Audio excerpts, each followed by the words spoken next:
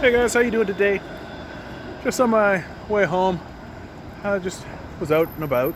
Thought I'd do a recording right now. What the heck? Been thinking a lot recently. Like since I found out that Finland raised the minimum wage so that its base citizens' minimum wage is $50,000 annually, and that they told their corporations, like, if you don't like it, feel free to leave. I've really been thinking about, what's wrong with us? Like, what's wrong with us as a people? That, I remember when here in this province of Ontario, there was the Fight for 15, right? And this Fight for 15 thing has been really kicking up recently. And the response from the sociopath class, the capitalists, is this sort of scoffing, oh, it'll be so unaffordable. But $15 for a minimum wage, it's scraping by territory. It's barely living territory. It's barely livable territory. And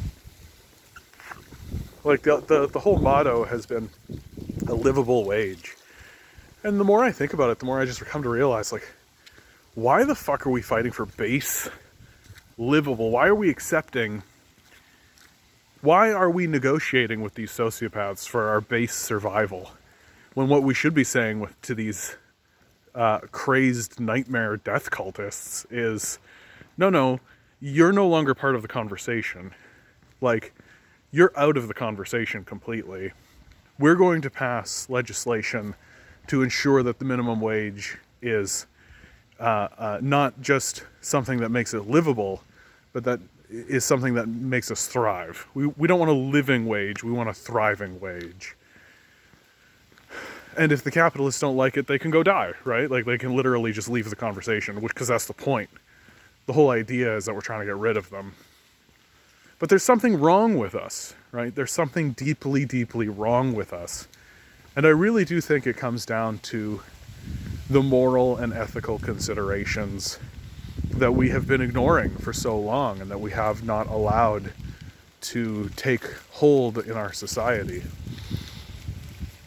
And I think it's because, and I genuinely do think it is because, the left has ceded moral and ethical conversation and the traditional moral and ethical lines of communication to the sociopath class. That texts like the Bible, the works of John Milton, the works of Thomas Aquinas, any kind of ethical considerations or ethical authors throughout our history are just sort of scoffed at from the left. But what this is allowed for is it's allowed for a group of sociopaths to take control of these narratives and distort them for their own purposes.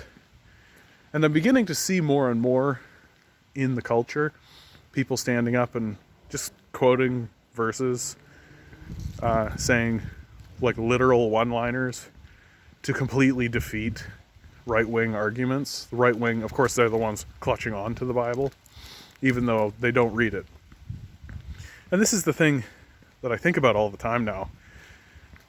When the Protestant Revolution began, you got to think about how incredible this moment must have been in human history when the Protestant Revolution began. No one had actually read the Bible, right? But that was because they couldn't, right? The Bible is to actually have a Bible, you got to think, before the printing press, before mass distribution, right? To actually have a Bible, someone needed to have sat down and actually handwritten this book. And it had to have been considered this massive artistic undertaking to do this process of handwriting a translation of this Bible. The King James Bible is the biggest translation of this into the English language. And so there would have been very few of these. And the few that they had would have been these incredibly cherished documents that only a select few within the church would have even had access to. So you can imagine like a bishop going around to his to the churches, and you have these priests who are just getting their hands on a Bible for the first time. The priests had not read the Bible. They just sort of were doing what they were told by the church. And that the Bible was like, it was sort of this unknown, not forbidden, like it wasn't forbidden to read these books, so you just didn't have them. The only people that had them were the people who had ascended in up towards the papacy, right? The bishops or the archbishops, right? These people were permitted to actually read the book. But by this time, you're so entrenched in the church that you're not going to say anything, right? You're not going to do anything to run counter to the demands of the institution who is enriching you now, right? And so the printing press comes along. And the first thing that gets mass distributed from the printing press is from the Catholic Church, and it's called the Indulgences.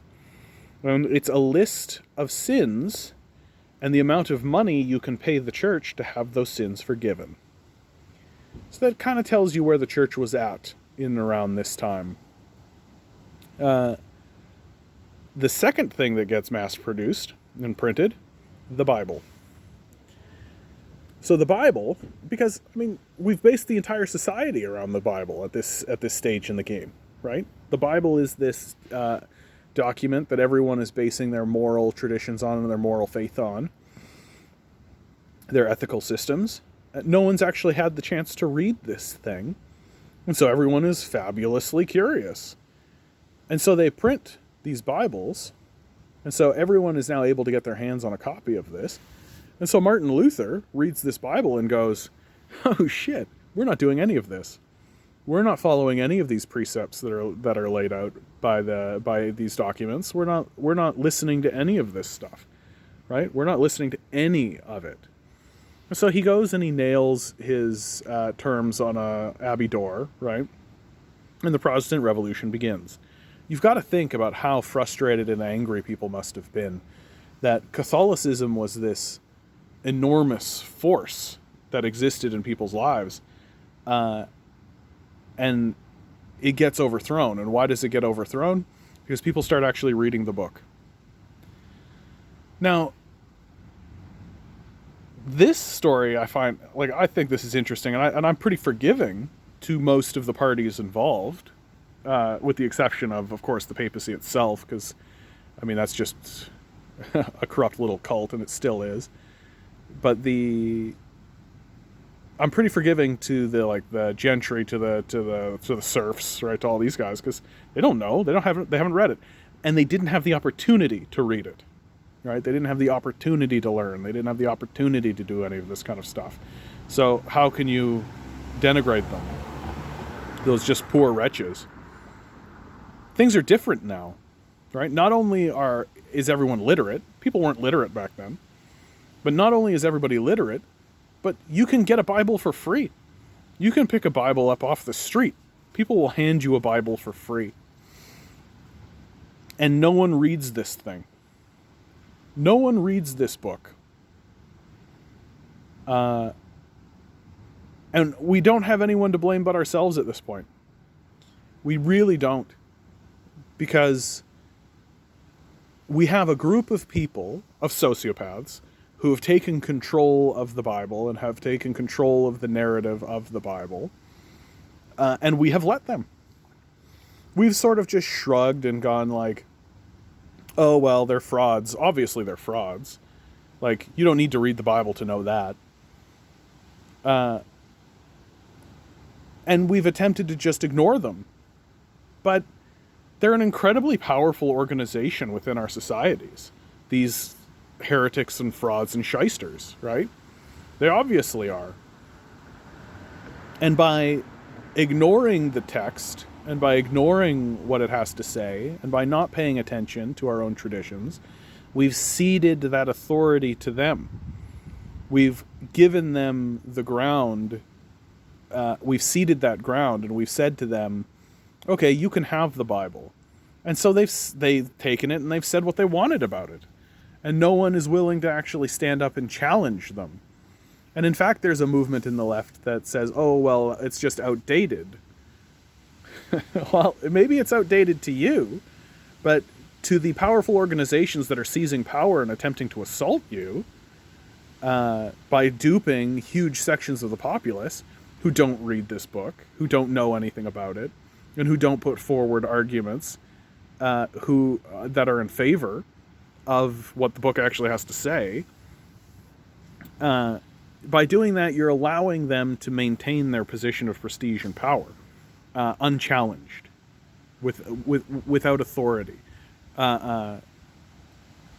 or they get to act as though they're the authority. Jordan Peterson did this shit all the time. He's biblically illiterate as far as I'm concerned. Like, he did this huge, like 6-part or 8-part lecture series on the Bible, because he's a biblical man, right?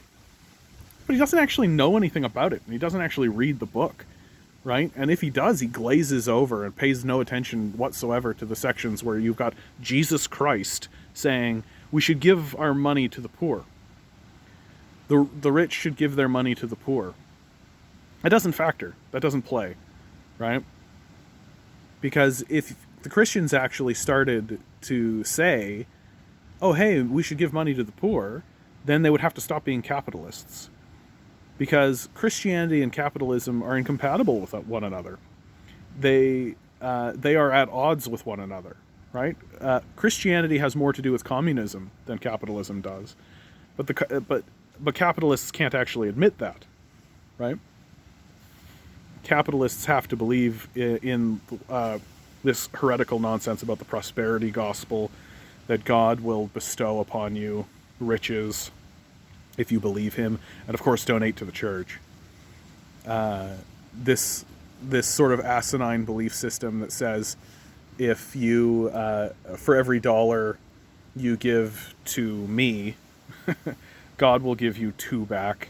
This sort of thing gets spread around a lot. And it's heretical nonsense. But they're allowed to say it because there is no one to challenge them. And no one is willing to challenge them.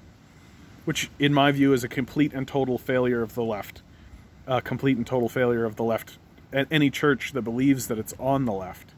Right? They have not, and to this day, they have not put forward a cogent argument. I think the closest I've seen comes from Chris Hedges, who, if you haven't heard of Chris Hedges, or if you're not reading Chris Hedges or listening to Chris Hedges, you need to YouTube Chris Hedges. You need to do it today. Chris Hedges is an anchor point. He is a prophet. He's a modern day prophet. And his words and his work and his lectures, should there be any human survivors, will be considered some of the highest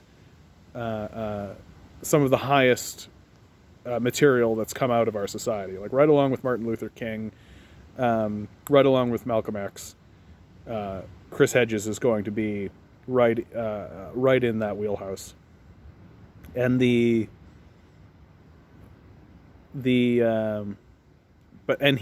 a seminarian, right? And he's the reason why I talk this way about the Bible, is that, and he points out, like, we've given this ground. I don't know if he's pointed that out, but I'm pointing it out. Because we've given this ground, and we've allowed these frauds and heretics to say what they want. And it's completely indicative of, like, take a look at who they're supporting, right? The evangelical right is supporting Donald Trump, right? And Donald Trump is not a Christian, and he's not a Christian figure. And if you were to place him in Christianity, he would be the Antichrist. Like, he would be closer to the Antichrist than he would be to Jesus, or to any returning kind of prophet or any of this kind of stuff. And my hope is that there will be some form of reformation that comes out of the right, but I think that they're too far gone. I think that they've molded themselves into a death cult, and they're going to, if the choice comes down to reformation or death, they'll choose death. because they absolutely cannot admit that what they are doing is evil, right? They have to double down. They have to double down on this narrative that they are doing God's work, and by assaulting First Nations people and Black people and Mexicans and Arabs, and by destroying nations and stealing their oil, they're actually doing God's work, right? Because they believe, and it's really clear, that they've launched a crusade. George W. Bush called it a crusade, right? If I was living in the Middle East, I would definitely call it a crusade. And we've just let them do that, right? We've allowed them to have the language of the religious language to be able to do that, and we don't know anything about the Bible. And it's gotten so bad now, and it's gotten so childish, that you don't even need to do an in-depth analysis. You don't even need to do like as I have done, which is an analysis of the Roman culture of the time, in the time of Jesus. You don't need to do an analysis of like the Egyptian pharaohs if you want to deep dive into Moses, right? You don't need to do like a big cultural analysis any longer. You just need to accept that, okay, Jesus is an important figure to this religion. What did he say? And all you need to do then is just read what he said.